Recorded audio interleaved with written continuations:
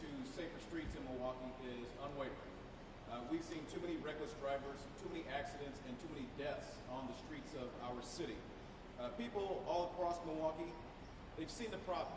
We've got selfish, inconsiderate drivers who are careening around traffic, in and out of lanes, no respect for pedestrians, no respect for bicyclists, no respect for the cars that are around them. So I'm implementing my comprehensive plan, my Stand for Safer Streets plan that takes direct aim at the problem. An important element of that plan is accountability. Let me repeat that. An important element of that plan is accountability, especially for folks that are causing death, harm, and destruction and using vehicles as 2,000-pound missiles on the streets of our city. People who drive recklessly must face consequences. Today, we're highlighting a newly implemented effort, a towing policy that will hit reckless drivers who are blatantly ignoring the rules of the road. Drivers behind the wheel of unregistered vehicles who are caught violating serious, reckless driving laws will have their cars towed away. I'll repeat that again. Drivers of vehicles that are violating the rules of the road will have their vehicles towed. They will end up right here, where we are right now on the south side at the city toll lot. And significantly, they will not be released until their charges are paid, the cars are registered, and the owner comes here with a valid driver's license. One objective for this public event is to raise awareness. The fact that this policy is now in effect. I want reckless drivers to stop, and I want them to think twice about what they're doing and the way that they're driving. I want people to make sure that their cars are registered when they're on the roads in Milwaukee. And I want every person in our city to know that we're acting to curb the scourge of reckless driving that has impacted so many individuals, so many families, so many neighborhoods in our city. I want to thank the Milwaukee Police Department. I want to thank Chief Norman for their efforts.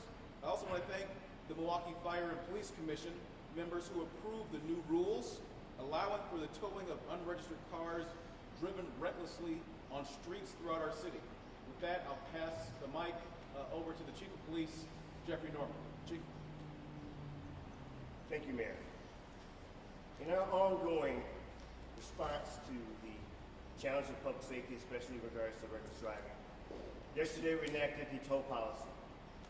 This tow policy covers those who are driving unregistered vehicles along with violating the following violations: reckless driving, speeding excessively, drag racing, and also fleeing from officers. It's important to understand that accountability is real, just as the mayor just said. Appreciate the Fire and Police Commission for supporting us in this policy. Appreciate Mayor Cavalier for supporting us in this policy. Appreciate that this is a response to the public's desire to have this type of tool being utilized. I'd like to say this again. In response to the public requesting more efforts for reckless driving, this is another tool. In fact, at the start of this particular program or policy, we now have approximately 6, maybe a little bit more, vehicles that were towed. Towed for driving in excess of 30 miles over the speed limit. And in fact, part of this particular towing aspect, we had a weapon recovered and also drugs. So again, we are seeing results in this particular policy. 3 takeaways I'd like to present to the public. 1, be responsible in your driving. As a driver, you have a responsibility to ensure that you are aligning yourself with the rules of the road. Second point, if you are loaning your car out, understand who you're loaning your car out to. It's important to understand that the responsibility is on you just as well as one who is driving your car. If your vehicle is for taking kids to school, going to work, having that freedom of mobility, ensure the responsibility behind that vehicle before you loan it out to someone who does not understand the importance of what this means, of the rules of the road, or what that car means to you.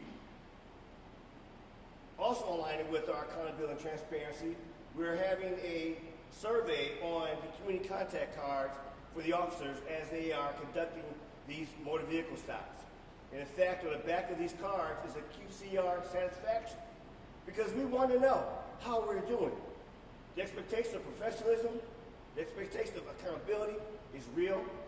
And I think it's important for us to continue to look at how we're doing business and services within the city of Milwaukee. Last point I'd like to present, we also are having our officers give out information in regards to getting your license, if it's been revoked or suspended. Doing our part to be part of the solution to, in fact, help out those who are dealing with challenges in regards to their driving. Just talking to the mayor earlier, we take no pleasure in putting forth this particular type of impact response. But we understand that we are part of the solution, we are part of the point of the arrow of being out in our community, putting forth the efforts, the necessary efforts for public safety. Be a part of the solution. If you need more information, please go to mpdtsu.org. Again, more information about the tow policy, more information about what you're seeing out there in regards to reckless driving, mpdtsu.org. Now I'd like to hand it off now to the Department of Parking Services. Thank you, Chief. Tom Wasn't, Parking Services Manager. So you're here at the tow lot today, and our core of our services are to create compliance. So obviously we want to encourage everyone to have their vehicle registered. If you need to call us, that certainly is something we encourage the public to. Our phone number is 286-2700. All of our policies that the Chief mentioned are on that website for the police department, and there's information about our tow policies on our website, milwaukee.gov/parking. So again, you need to, if a vehicle is towed here, you need to prove identification with a driver's license. You need to pay tow fees related to the tows, which included tow costs, and proof of registration and proof of insurance. So we want to encourage everyone to register their vehicle properly, to abide by parking regulations, so they do not end up in a situation where they need to have their vehicle towed. But if they do, and if that circumstance occurs, we are here to serve, and we want to help and assist in every way we can. Thank you for your time. All right, thank you very much. As the Chief mentioned from our conversation just earlier, we don't want to be here.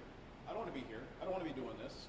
But unfortunately, we have too many people who are disobeying the rules of the road and endangering the greater public safety.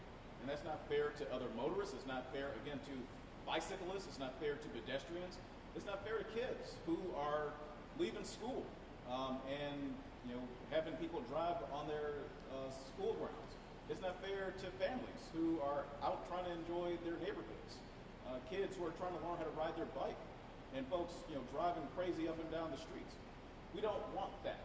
But if we have to do things like this in order to get people's attention, then we will, and we are. So with that, we'll take a couple questions. Chief, I was kind of surprised to learn you didn't already have the authority to do this. Before this policy was put into effect, what were you guys doing? Pulling someone over for reckless driving, they have an unregistered vehicle, and you just had to ticket them? So before this, obviously we were doing the enforcement aspect of citations, looking at other aspects, because again, it's not all about just citing, and the responsibility of taking a vehicle is pretty huge. It's your property. So we want to be strategic, we want to be thoughtful. Yes, there is other aspects of allowing vehicles to be towed, but this makes the most sense in regards to this particular policy for the violations, and also again having an unregistered vehicle. This has that type of, we are not just for anyone towing your vehicles, because we know to understand the importance of what that vehicle means. A vehicle is someone's family transportation, someone's ability to go to work. So working in hand with Mayor Cavalier, working with our elected officials, listening to our public, understanding that these are the rules of engagement. Now we're asking for the media to help us spread the word, but also the public. Spread the word to others, understanding that this is real, this is happening, and this is what we're doing to impact our reckless driving in our city. And since this took effect yesterday, you've already used this policy 6 times? Approximately 7 times. 7. We're still doing the data on it, but again, these are excessive. This is not 5 miles over the speed limit. I'm talking about 32, 37 miles over the speed limit. In this city, to have someone driving where normally it's about 35 miles per hour or 45 in certain areas, what does that mean to be 32 miles over the speed limit? You're talking about someone in the 70s. Highway speeds on our city streets, unacceptable on all levels.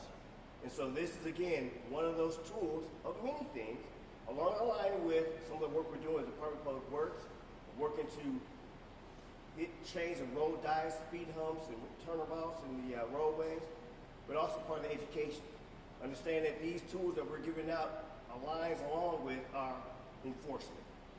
And Chief Norman, we see some of these incidents where the reckless driving incidents are with stolen vehicles. And so how is that going to work? Is it going to be up to the owner of that stolen car to pay for those fees to get that car back? Or how are those incidents going to be implemented with this new policy? So I know that there's a lot of different challenges in regards to stolen vehicles. I know that we are allowed to tow a vehicle, but there is a part where owners who report their vehicles stolen have an option of retaining or getting their vehicle themselves, or that we are allowed to tow their vehicle with their permission. There is a challenge though, if the owner is not available to find in regards to how they want this vehicle to be recovered, then we are towing that. But we do give those who report their vehicles stolen the ability to recover their vehicle on their own within reason.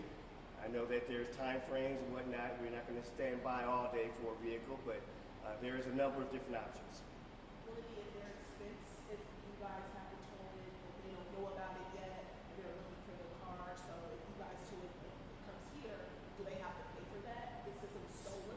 So the default is yes, but we do have situations with case-by-case scenarios of looking into it and see what is the dynamic behind that. But by default, yes. Unfortunately, if you're not putting forth the stolen vehicle report where we know what to do, we might have to recover. If it can be left I guess you can park it. What the word I'm looking for? Legally, there is a process there. Thank you, sir. He's the captain of the Special Patrol Division, TSU. But yes, there's challenges in regards to that. We cannot just leave vehicles any particular place. But we try our best not to, again, tow it unnecessarily. How long will this policy be in place, and have you seen it work in other communities for reckless driving? So we don't know other communities who use our particular rules of engagement. I know that the Fire Police Commission is reviewing this in regards to the efficacy of it. We don't know what that timeline looks like, but we are giving, the due diligence in collecting the data, being transparent in regards to our giving out our public safety announcement. I talk about this anywhere I go, whether I'm at a climate safety meeting or presenting to another group. It's important for us to continue to message, but it is important that yes, this is going to be reviewed in regards to whether or not this has the level of effort and efficacy, and that are we really getting the impact that we're looking to get. But I believe wholeheartedly that this will send a message and have that particular type of response that our public's looking for. Again, this particular policy is part of the response to our public asking for more tools to be utilized. This is not our only tool, but it's one of the many tools that we utilize in regards to impacting reckless driving in the city. Mayor, what's next in your reckless driving plan? You got this one done. What's next on the list? We released a comprehensive plan on reckless driving. We talked about accountability. The chief mentioned safer street design.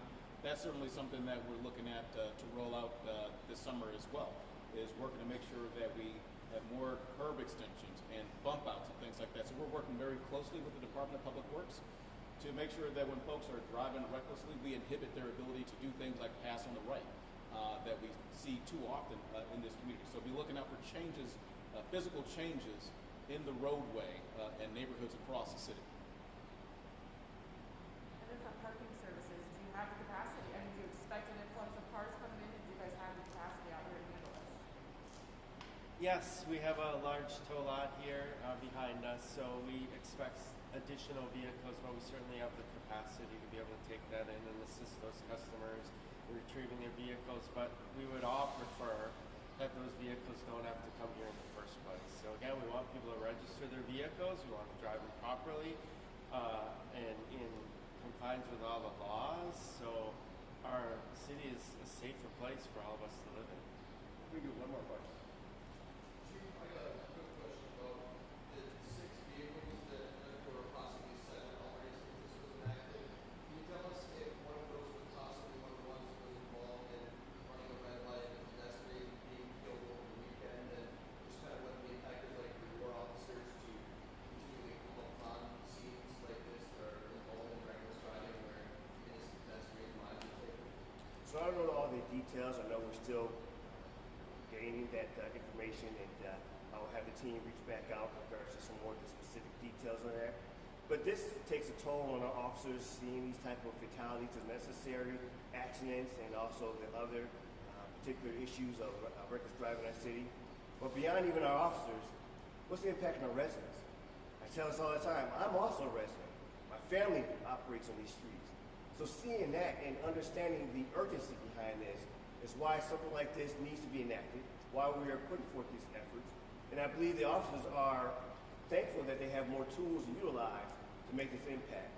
I will hope this particular policy will have to go away because we see the type of response, the type of responsibility. We enforce the laws on behaviors, not on people, not on groups, behaviors. And I want you to hear this. This is a response to behaviors that we're seeing on our city streets. Operating vehicles well over speed limit. Like I said, 32, 37, 35. That's around 70 to 80 miles per hour. Unacceptable. So as we are putting forth the efforts, these are tools that we'll utilize and repeatedly utilize to be able to avoid those unnecessary fatalities, those unnecessary accidents, to make our city streets safer. Thank you. Thank you, everybody. Thank you. Thank you.